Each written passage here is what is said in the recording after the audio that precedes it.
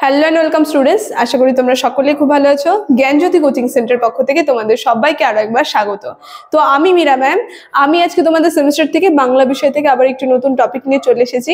আজকে আমি যেটি নিয়ে আলোচনা করব সেটা হচ্ছে তোমাদের ছেদ কাকে বলে। ঠিক আছে, ছেদ কাকে বলে এর সংজ্ঞা, বৈশিষ্ট্য এবং উদাহরণ সহ কিন্তু আমি বিস্তারিতভাবে আলোচনা করব।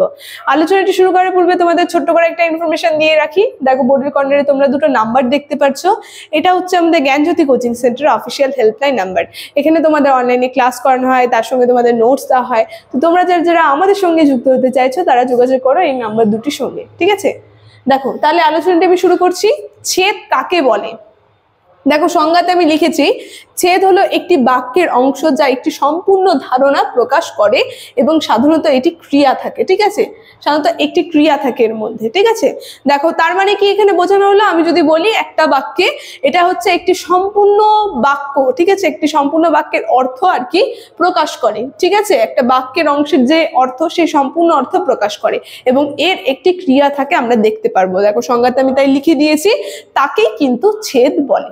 দেখো এখন এই ছেদ সাধারণত দু প্রকার হয়ে থাকে। ঠিক আছে, একটা দেখো এখানে আমি লিখে দিয়েছি, ছেদ হচ্ছে সাধারণত দু প্রকার, একটা হচ্ছে প্রধান ছেদ আর একটা হচ্ছে অনুসারী ছেদ।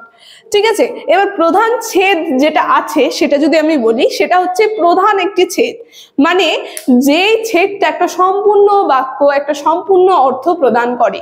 ঠিক আছে, আরেকটা অনুসারী বলতে আমরা বুঝতেই পারছি অনুসরণ করছে বা কাউকে স্মরণ করছে।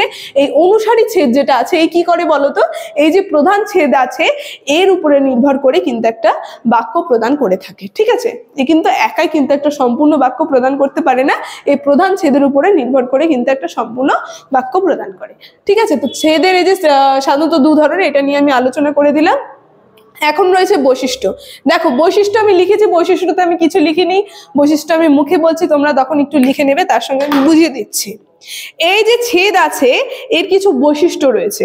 আমরা দেখতে পারবো একটি ছেদের সর্বদা একটি ক্রিয়া থাকে যা বাক্যের মূল কাজ বা ঘটনা প্রকাশ করে। প্রত্যেকটা আমরা দেখবো এক একটি ছেদের মধ্যে এক একটা ক্রিয়া আমরা লক্ষ্য করতে পারবো, যেটা কি করবে একটা বাক্যের যে মূল যে ঘটনা সেটা কিন্তু প্রকাশ করে থাকে। ঠিক আছে, তারপরে বলেছে প্রধান ছেদে একটি সম্পূর্ণ অর্থ প্রদান করে, সেখানে অনুসারী ছেদ প্রধান ছেদের উপরে নির্ভরশীল হয়ে নিজে তা সম্পূর্ণ অর্থ প্রদান করে না। ঠিক আছে, মানে এই যে এখানে আমি বললাম এই যে দু ধরনের ছেদ, এই প্রধান ছেদ কিন্তু একটা সম্পূর্ণ বাক্য প্রদান করবে। ঠিক আছে, সম্পূর্ণ বাক্যের অর্থ প্রদান করবে, কিন্তু অনুসারী ছেদ কি বলতো, একাই একটা সম্পূর্ণ বাক্য প্রদান করতে পারে না, সে এটার উপরে নির্ভরশীল হয়ে থাকে। ঠিক আছে, এটার উপরে নির্ভরশীল হয়ে থাকে এবং একাই নিজে সম্পূর্ণ অর্থ কিন্তু প্রদান করতে পারে না। তো প্রধান ছেদ স্বতন্ত্র ব্যবহার করা যায় এবং এটি একটি পূর্ণাঙ্গ বাক্য গঠন করে। ঠিক আছে, এই প্রধান ছেদকে আমরা দেখবো এর সম্পূর্ণ আমরা স্বতন্ত্রভাবে ব্যবহার করতে পারবো, আর এটি একটা পূর্ণ বাক্য গঠন করতে পারবে। ঠিক আছে, গঠন করে থাকে। দেখো বৈশিষ্ট্য হয়ে গেল, এখন উদাহরণ নিয়ে আমি বলছি। দেখো এখানে উদাহরণে আমি লিখেছি প্রধান ছেদ। ঠিক আছে, রাহুল স্কুলে যায়। এখানে বলেছে রাহুল স্কুলে যায়, তো কে স্কুলে যায়? ক্রিয়াটা আমরা বুঝতেই পারছি কাকে উদ্দেশ্য করে হচ্ছে, রাহুলকে বলছে, রাহুলকে বলছে যে রাহুল স্কুলে যায়। ঠিক আছে, তো এইখানে আমরা দেখব এটি হচ্ছে প্রধান ছেদ, মানে এখানে আমরা সম্পূর্ণ অর্থটা বুঝতে পারছি যে রাহুল কি করছে, রাহুল স্কুলে যাচ্ছে। এটা একটা স্বতন্ত্র বাক্য বা স্বতন্ত্র অর্থ কিন্তু প্রদান করছে।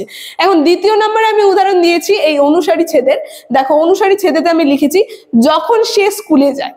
এখন এইখানে বাক্যটা আমরা শুনেই বুঝতে পারছি যখন সে স্কুলে যায়, সে বলতে কাকে বোঝাচ্ছে সেটা কিন্তু আমরা জানি না, সেজন্য এখানে আমরা বলতে পারি যে রাহুল, মানে যখন সে স্কুলে যায় কি করলো, এই অনুসারী ছেদটাই প্রধান যে ছেদ এটার উপরে নির্ভরশীল হয়ে কিন্তু একটা সম্পূর্ণ অর্থ প্রদান করতে পারলো, সে কিন্তু নিজে কখনো সম্পূর্ণ অর্থ প্রদান করতে পারে না। তো এর উদাহরণে আমরা বলতে পারবো যখন সে স্কুলে যায়, এই যে অনুসারী ছেদ এই সম্পূর্ণ বাক্যের অর্থ প্রদান করতে পারে না। ঠিক আছে, একে স্বতন্ত্রভাবে ব্যবহার করা যায় না। তো আজকের ছেদ নিয়ে এর সংজ্ঞা, বৈশিষ্ট্য এবং উদাহরণ নিয়ে আলোচনা আমার এতটুকুনি ছিল। আলোচনাটি আমি এখানেই শেষ করছি। ভিডিওটি যদি ভালো লেগে থাকে অবশ্যই like, comment, share and subscribe করে দেবে।